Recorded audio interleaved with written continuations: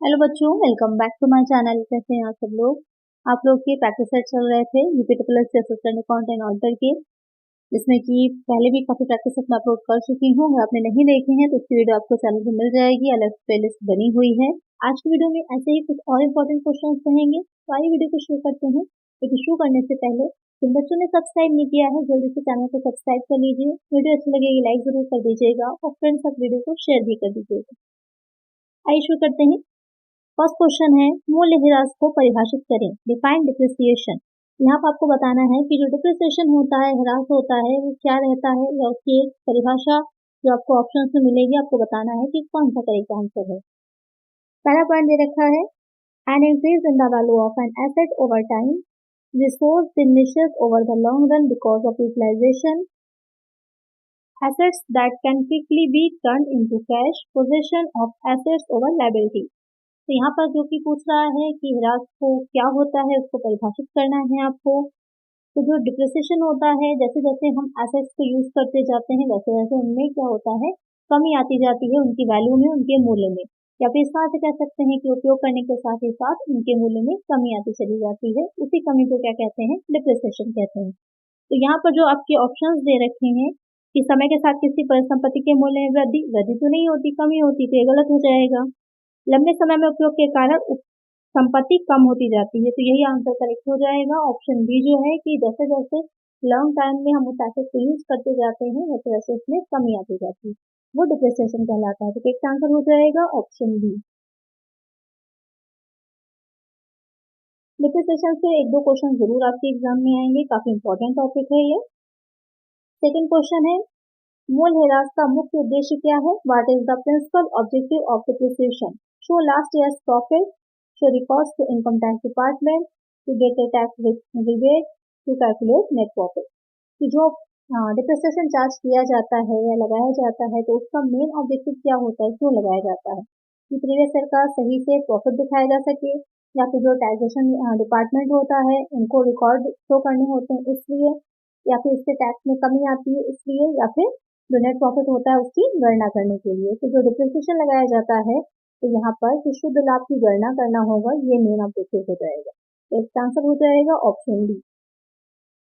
इसके अलावा भी बहुत से ऑब्जेक्टिव्स होते हैं। डिप्रिसिएशन पे एक अलग से पूरी चैनल पे मैंने अपलोड करी है वीडियो, तो आपको देख लीजिएगा। जो क्लासेस की उसकी वीडियो, उसका भी लिंक आपको डिस्क्रिप्शन में मिल जाएगा, तो देख लीजिएगा। इसका अच्छे से मैंने इसको डिटेल में समझाया हुआ है। तो इसका आंसर हो जाएगा ऑप्शन डी। नेक्स्ट क्वेश्चन है, मूल्यह्रास का क्या कारण है। What cause depreciation, loss of goods, purchase of goods, increase liability, wear and tear. Question में कह रहा है कि डिप्रिसिएशन होता है किस रीजन से होता है, क्या कारण होते हैं कि डिप्रिसिएशन होता है। यानी कि जो वस्तुएं होती हैं, प्रोडक्ट्स होते हैं, उनके मूल्य में कमी आती है, या जो एसेट्स होती हैं उनका मूल्य कम होता जाता है। माल की हानि, माल का क्रय, बढ़ी हुई दायित्व या फिर टूट फूट। तो जो मूल्यह्रास होता है, तो जैसे जैसे हम जैसे मशीनरी है तो इसको यूज करते जाते हैं, तो जो भी उसमें पुर्जे लगे होते हैं या जो भी चीजों से मिलाकर के मशीन असेंबल होती है, धीरे धीरे वो घिसते जाते हैं, उनमें टूट फूट होती जाती है। इस तरह से मशीन की वैल्यू घटती जाती है। तो करेक्ट आंसर क्या हो जाएगा, ऑप्शन डी। नेक्स्ट क्वेश्चन है, खातों में मूल्यह्रास का प्रावधान करने का क्या कारण है। What is the reason behind making a provision for depreciation in account. To show the current value of asset, to show current liability, to charge the cost of assets against profit, to purchase new asset. Question में कह रहा है कि जो accounts हम बनाते हैं, तो उन अकाउंट्स में अगर हम डिप्रिसिएशन जो दिखा रहे होते हैं, तो क्या रीजन होता है, क्यों हम अपने अकाउंट से डिप्रिसिएशन को दिखाते हैं। कि जो संपत्ति है, एसेट है, उसका करंट में क्या प्राइस है, ये देखने के लिए कि जब हम डिप्रिसिएशन चार्ज करते हैं तो एसेट की वैल्यू घटती जाएगी, तो जो हम भी मूल्य दिखाएंगे हम, तो करंट में जो मूल्य बचा होगा एसेट का वही दिखाया जाएगा। इसलिए वर्तमान दायित्व दिखाने के लिए, लाभ के विरुद्ध परिसंपत्तियों की लागत वसूल करना, नई संपत्ति क्रय करने के लिए। तो क्या रीजन होता है, तो इसका मेन रीजन हो जाता है कि जो charge the cost of asset against profit, कि जो भी प्रॉफिट हो रहा होता है उसमें से हम जो भी एसेट है हमारी, उसकी एक जैसे 10 साल के लिए उसकी लाइफ है, तो 10 साल का अगर हम डिप्रिसिएशन 10% भी लगाएंगे तो 10 साल में वो पूरी की वैल्यू निकल आएगी। इस वजह से डिप्रिसिएशन चार्ज किया जाता है, एक डिप्रिसिएशन फंड बना लिया जाता है, इसमें उसे ट्रांसफर कर दिया जाता है जो भी हमने चार्ज किया होता है डिप्रिसिएशन। तो जब भी 10 साल बाद उस एसेट वो समाप्त हो जाएगी, खत्म हो जाएगी, तो उसकी जहाँ पर रिप्लेस करने के लिए नई एसेट के लिए हमारे पास पूरी कंप्लीट वैल्यू होगी, इसलिए डिप्रिसिएशन चार्ज किया जाता है। तो इसका आंसर हो जाएगा ऑप्शन सी। नेक्स्ट क्वेश्चन लेते हैं, स्क्रैप मूल्य क्या है? What is scrap value? Scrap value आपने सुना बहुत होगा, लेकिन कंफ्यूजन रहती है कि क्या एग्जैक्टली स्क्रैप वैल्यू होती है, तो ये देखते हैं। पहला ऑप्शन है the combined cost of purchase and installation of an asset can be depreciated minus it's salvage value. The worth of a physical asset's components when the asset itself is deemed no longer usable. Represent the value of a company according to the stock market. The estimated resale value of an asset at the end of its useful life. यहाँ पर question में कह रहा है कि जो scrap है उसकी क्या मूल्य जो होता है उसको क्या होता है, उसको डिफाइन किया गया है कहाँ से, आपको देखना है कि सही डिफिनेशन क्या है। किसी संपत्ति की खरीद और स्थापना की संयुक्त लागत को उसके बचाव मूल्य से घटाकर जो भी वैल्यू आती है वो किसी भौतिक संपत्ति के घटकों का मूल्य जो संपत्ति को ही जब उपयोग योग्य नहीं समझा जाता, यानी कि ऐसी वैल्यू जब हम समझ रहे हैं कि अब संपत्ति यूज में नहीं आएगी, जैसे कि अभी मैंने आपको एग्जांपल दिया था कि 10 साल बाद वो मशीन यूज में नहीं आएगी, समाप्त हो जाएगी, लेकिन फिर भी वो मशीन जिस तरह से बचती है तो उसको बेचने पर जो भी वैल्यू आएगी वो हो जाती है स्क्रैप वैल्यू। तो इसका आंसर क्या हो जाएगा यहाँ पर? जो ऑप्शन बी होगा वो करेक्ट होगा।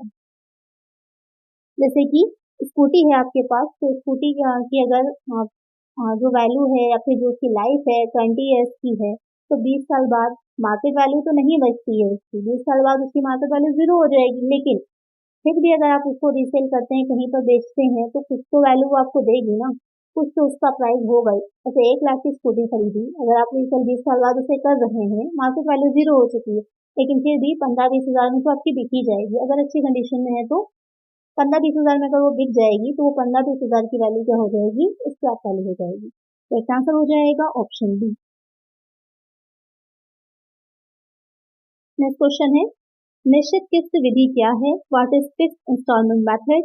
The amount of depreciation each year is fixed and equal way to work out the loss of value of an asset over time.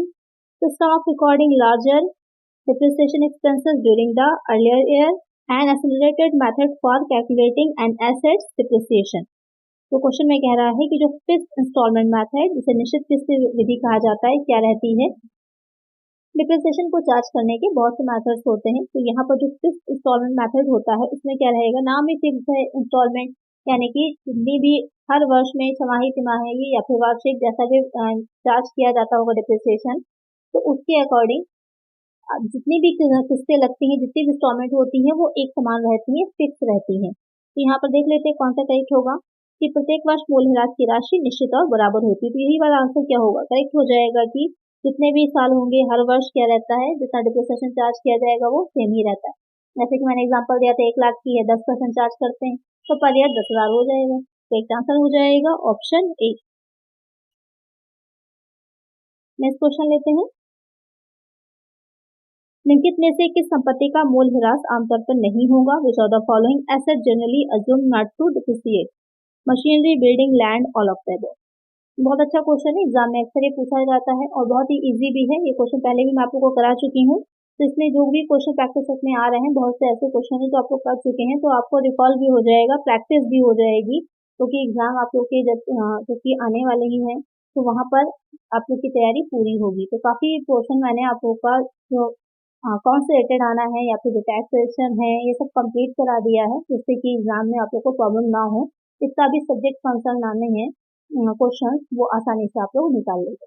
तो उसी की अब मैं प्रैक्टिस आप लोग को करा रही हूँ। तो यहाँ पर जो ये क्वेश्चन है, जो संपत्ति पर डिप्रिसिएशन नहीं चार्ज होता तो मशीनरी पर भी लगता है, भवन पर भी लगता है, लेकिन जो भूमि होती है, लैंड होती है, उस पर डिप्रिसिएशन नहीं लगता। जितनी भी आपके पास लैंड है वो उतनी ही रहेगी। हाँ, यहाँ पर ये चीज होती है कि उपजाऊ शक्ति जो होती है उनकी कम होती जाती है जैसे जैसे यूज करते हैं, लेकिन जो भूमि होती है उनका पूरा एरिया या फिर जितनी है वो तो आपके पास उतनी ही रहेगी, उसमें डिप्रिसिएशन नहीं लगता। एक आंसर हो जाएगा ऑप्शन सी। नेक्स्ट क्वेश्चन है मूलह्रास व्यय है, depreciation charges are cash expenses, financial expenses, non cash expenses, non operating expenses. जो डिप्रिसिएशन होता है वो किस तरह के चार्जेस होते हैं कि नगद व्यय है, वित्तीय व्यय है, गैर नगद व्यय या फिर गैर परिचालन व्यय है। तो डिप्रिसिएशन आपको पता है ये कहाँ पे हम लोग दिखाते हैं, तो प्रॉफिट एंड लॉस अकाउंट बनाते हैं तो वहां पर हम डिप्रिसिएशन दिखाते हैं। तो ये किस तरह का एक्सपेंस होता है, तो ये हो जाएगा गैर नगद व्यय यानी कि नॉन कैश एक्सपेंसेस होता है। तो इसका आंसर हो जाएगा ऑप्शन सी। नेक्स्ट क्वेश्चन है वे संपत्तियां जिन्हें कम अवधि यानी 1 वर्ष या उससे कम समय में आसानी से नकदी में परिवर्तित किया जा सकता है कहलाती हैं। The asset that can be easily converted into cash within a short period, 1 year or less are known as current asset, fixed asset, intangible asset, investment। Question कह रहा है कि ऐसी एसेट जिनको 1 वर्ष से कम के टाइम में ही आप आसानी से कैश में चेंज कर सकते हैं वो एसेट्स क्या कहलाती हैं। तो आपको मैंने 2 चीजें पढ़ाई थी जब हम पढ़ रहे थे ड्यूरेशन एनालिसिस है वहां पर, तो करंट एसेट और करंट लायबिलिटी। तो जो करंट एसेट्स होती हैं उनको आप फौरन ही या फिर 1 साल के अंदर जो कैश होती है उसमें कन्वर्ट कर सकते हैं। तो इसका आंसर क्या हो जाएगा, ऑप्शन ए चालू संपत्ति या फिर करंट एसेट। नेक्स्ट क्वेश्चन है वस्तुओं को बिक्री योग्य स्थिति में रखने का शुल्क लिया जाना चाहिए। The charges of placing commodities into a saleable condition should be charge to trading account, profit and loss account, balance sheet, none of that. तो यहाँ पर क्वेश्चन में कह रहा है कि उन जो भी प्रोडक्ट है या फिर गुड्स हमने बनाए हैं उनको सेल करने के लिए कि वो सेल किए जा सके ऐसी स्थिति में रखने का जो शुल्क आता है, जो चार्जेस आते हैं, उसको हम कहाँ पर दिखाते हैं, व्यापारिक खाते में, लाभानी खाते में या फिर आर्थिक शिक्षण में या फिर इनमें से कोई नहीं। तो कहाँ पर दिखाएंगे उसको हम, ये आपके क्या हो जाते हैं इनडायरेक्ट एक्सपेंसेस है ना। सीधा समझा करिए कि जितनी भी चीजें डायरेक्ट एक्सपेंसेस होती हैं वो सब जाती हैं आपकी जो ट्रेडिंग अकाउंट हम बना रहे थे, और जितनी भी चीजें ऐसी हैं जो कि इनडायरेक्ट होती हैं, इनडायरेक्ट एक्सपेंसेस होती हैं, वो सब कहाँ जाएंगी, इनडायरेक्ट एक्सपेंस है, इनडायरेक्ट इनकम है, कहाँ जाती है, जाएगी आपकी प्रॉफिट एंड लॉस अकाउंट में। यहाँ पर बिक्री योग्य बेचने के लिए है तो किसमें, सेलिंग डिस्ट्रीब्यूशन में चला जाएगा, तो वहां पर जाएगी एक्सपेंसेस। तो कहाँ पर जाएंगे, इनडायरेक्ट है, इनडायरेक्ट है तो किसमें आएंगे, प्रॉफिट एंड लॉस अकाउंट में आएंगे। सिंपल सा कॉन्सेप्ट बस दिमाग में रखिएगा कि direct expenses trading account, indirect expenses profit and loss account. एक आंसर हो जाएगा ऑप्शन बी।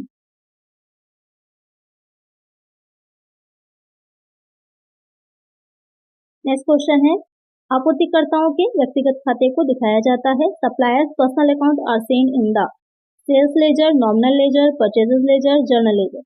क्वेश्चन में कह रहा है कि जो सप्लायर्स होते हैं उनका जो पर्सनल अकाउंट होता है उनको कहाँ पर दिखाते हैं, विक्रय खाते में, नाममात्र खाता बही में, क्रय खाता बही में या फिर सामान्य खाता बही में। तो जो सप्लायर्स के अकाउंट होते हैं उनको परचेज लेजर में दिखाया जाता है। आपूर्तिकर्ता कौन होता है, जो कि हमको सप्लाई कर रहा है, तो उससे हम क्या कर रहे हैं, क्रय ही तो कर रहे हैं, परचेज कर रहे हैं। कोई हमको सप्लाई कर रहा है तभी तब करेगा सप्लाई जब हम उससे परचेज करेंगे ना, हम तो परचेज करेंगे तब वो हमको जो भी चीजें हम परचेज करेंगे उसकी सप्लाई देगा। तो उनके अकाउंट्स को हम दिखाते हैं क्रय खाता बही में, परचेज लेजर में। एक आंसर हो जाएगा ऑप्शन सी। नेक्स्ट क्वेश्चन है यदि हम अपने उपयोग के लिए माल लेते हैं तो क्या प्रविष्टि की जानी चाहिए। If we take goods for own use we should debit bank account, credit purchases account, debit bank account, credit stock account, debit sales account, credit stock account, debit purchases account, credit bank account. बहुत अच्छा question है ये, इससे related एक question कभी कभी exam में जरूर पूछता है बैंक से रिलेटेड। तो यहाँ पर जो कह रहा है कि हम अपने यूज के लिए बिजनेस में से माल को निकाल रहे हैं, गुड्स को निकाल रहे हैं, तो उसको हम क्या एंट्री करेंगे या किस तरह से दिखाते हैं, तो वहां पर कि कौन सा अकाउंट डेबिट होगा और कौन सा अकाउंट क्रेडिट किया जाएगा। तो इस कंडीशन में क्या होगा, जो ड्राइंग अकाउंट होता है उसको हम डेबिट करेंगे और जो गुड्स निकाल रहे हैं तो गुड्स के लिए हम परचेसेस अकाउंट को क्या कर देंगे, क्रेडिट करेंगे। तो क्या एंट्री हो जाएगी,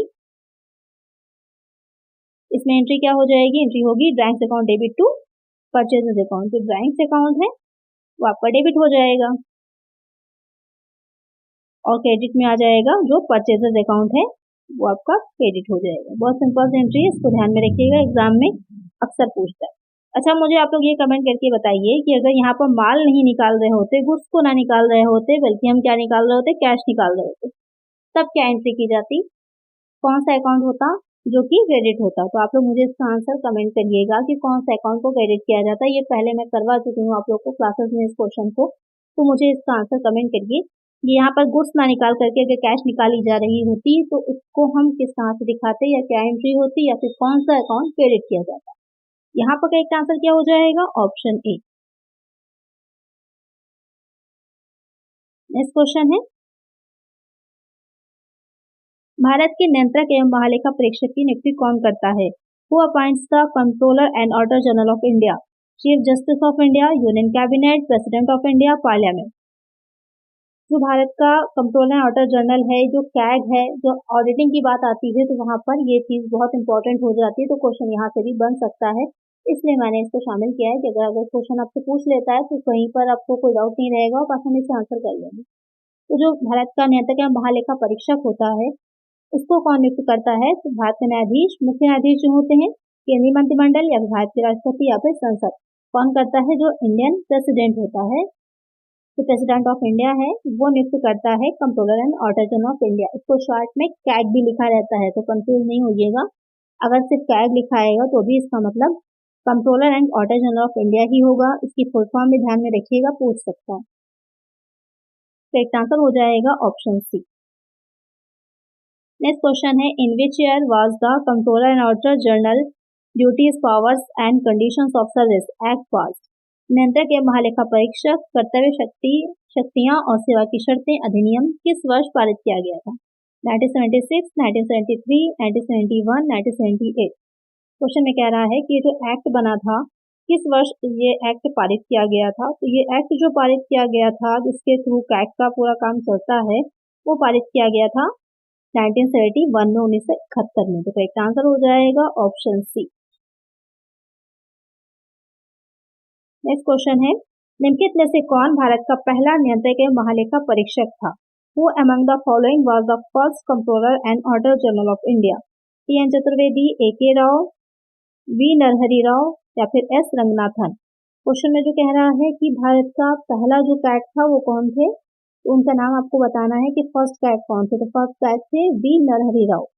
तो एक आंसर क्या हो जाएगा, ऑप्शन सी। आप लोग मुझे बताइए कि अभी करंट में जो कैग हैं उनका क्या नाम है, कमेंट करिएगा। क्वेश्चन अच्छा है, एग्जाम में पूछा जा सकता है, क्योंकि ऑडिटिंग में ये सारी चीजें बहुत इंपॉर्टेंट होती हैं और ये करंट से भी हो जाता है, तो अक्सर इसके क्वेश्चन बन जाते हैं। तो यहाँ पर कौन है जो करंट में भारत में कैग हैं, आप मुझे उनका नाम आप लोग मुझे कमेंट करिएगा। तो यहाँ पर एक आंसर है ऑप्शन सी। तो आज की वीडियो में इतना ही। अगर वीडियो अच्छी लगी होगी, क्वेश्चन अच्छे लगे होंगे, कोशिश मैं यही करती हूँ कि इंपॉर्टेंट से इंपॉर्टेंट क्वेश्चन आप लोग के लिए लेकर के आऊँ, कि एग्जाम में आप लोगों की बहुत हेल्प हो पाए। क्वेश्चन ज्यादा नंबर से आप क्वेश्चन बढ़ा देने से कोई फायदा नहीं है, कम पढ़िए लेकिन ऐसा पढ़िए जो आपके एग्जाम में ज्यादा हेल्पफुल हो। यहाँ पर ऐसे बहुत से क्वेश्चन मैं डाल दूँ जो इम्पोर्टेंट नहीं है या बहुत ईजी है, आपको आ जाएंगे, तो नंबर ऑफ क्वेश्चन तो बहुत हो जाएंगे, लेकिन वो आपके लिए हेल्पफुल नहीं होंगे।